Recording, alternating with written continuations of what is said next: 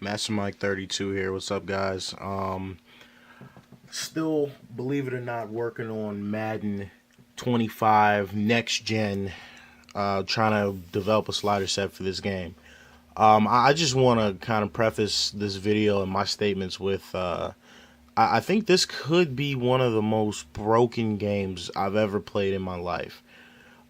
Core fundamentals of football that are supposed to be respected aren't respected with this game. And that is the case, and so if someone who really respects sim football, I can't even honestly recommend this game to them. But to anyone who has it, we've dealt with this before. We've gotten bad games and stuff like that. This isn't the first time we've had to deal with a game that EA or 2K has put out that doesn't function the way it's supposed to.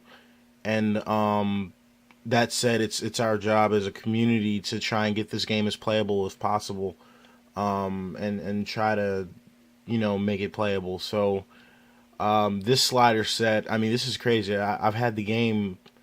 I mean, it's like 3 months, and I haven't even really been able to get a slider set out that's playing the way that I wanted to. So it's just been a frustrating process, and it's taken time, but I've had to work slowly in increments with playing Battlefield 4 and stuff like that. I've had to take like a week break because the game is so frustrating, and you start to think that there's no way we're gonna get it planned right. That said, one part of the game I feel like I may have actually ironed out, and it's perfect, and it's the way I want, is the pass blocking on both sides of the ball. Here, and it's so random, and that's the thing I love about it. The pressure is consistent, but the sacks aren't. So here, I just want to show you, I'm the Carolina Panthers right now on offense, and I'm going to get pressure coming in from both defensive ends. The pocket starts to collapse, as you can see the right end come in on this side, and I see the left end coming in on this side as well. So I feel the pressure, and I decide, I'm going to step up. That's really only way I'm going to be able to get a pass off, and I go for the pass that's down the field, and I don't complete it. I kind of overthrew him a lot, but the point is I'm making the pocket a dynamic part of the game, something that changes. So there, I mean, there's an idea of right there where you get the pressure, but you don't get the sack, and then on the very next play, I think actually they're going to actually get the sack, and it was off of a play action fake, and it was an area where I wanted to step up in the pocket. I actually just didn't notice it was a running back on a defensive lineman. So here's where you're going to see something where the ratings are respected. A running back is not holding that block. He can chip him, and I should have saw that was a running back and ran to the right, but I ran left, and he's going to get the sack there. So kind of a blindside hit. A good overall football play there. I'm happy with that. Another part of the game that I'm really trying to work out is the passing defense, and that is the most broken part of this game. The reason I haven't released a slider set is because the CPU pass game is just beyond broken. It's not. There's no middle ground. Basically, it's just where either they're completing 90% of their passes, and I mean that. I'm talking they'll complete 90% of their passes, or they'll throw 6 picks in a game. And the issue, and I really want to explain it to you guys, is that the interception slider has no effect on this game. The only slider that affects the passing game is the pass coverage slider. So if you have it high, your team will intercept every pass they throw. If you have it low, you can't play pass defense. They'll just march up the field all game. So I'm trying to get some type of middle ground, and that's why you're only going to see clips from me on offense, because it's really not even. I'm just trying to iron out this part of the ball and then try to find something to do with this CPU offense. Trying to think. I want to show you this play here because a lot of people haven't really, or the people that I've talked to are kind of skeptical about where I have my wide receiver catch slider. In Madden, one of the issues that we've seen a lot has been receivers not going for the ball. I have my catching slider, I want to say at 85. I want to say it's 85. And what that's done for me, and again, notice the pocket collapsing on this play.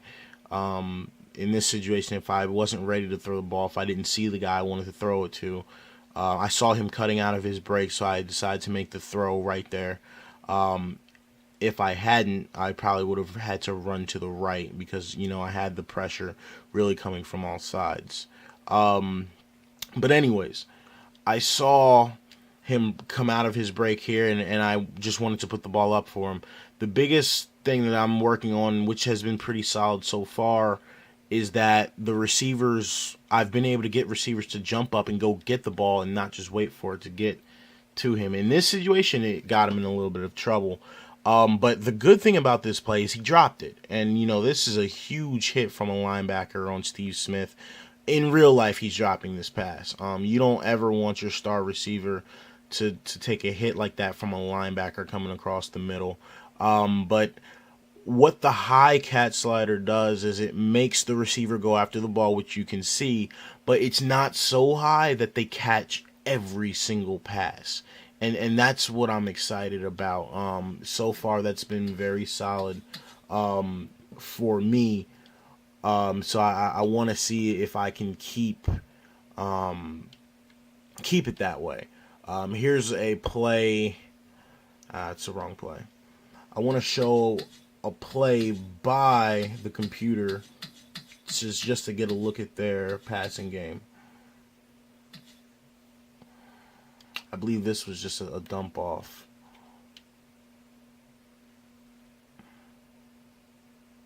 Alright, so anyways, I've been able to, working on the CPU passing game, the first thing I'm trying to do is just to get my defenders to react to the pass.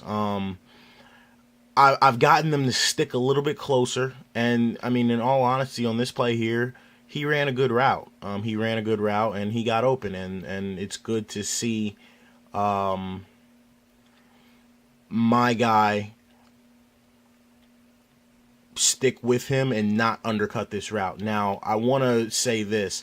I'm playing right now on 0 pass coverage. The pass coverage slider for me is at 0, and I'll tell you why.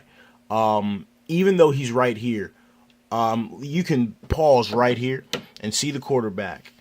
I'll say on any pass coverage rating over 20, if the pass coverage is on 20, he will, for some reason, know that this pass is coming and run right here, kind of in this area right here, and he'll pick this pass off and take it to the house every single time. So while I would like to see him make an effort on the ball, here the receiver had a step on him, and well, he didn't make a play. So, I mean, that's a completion for the computer.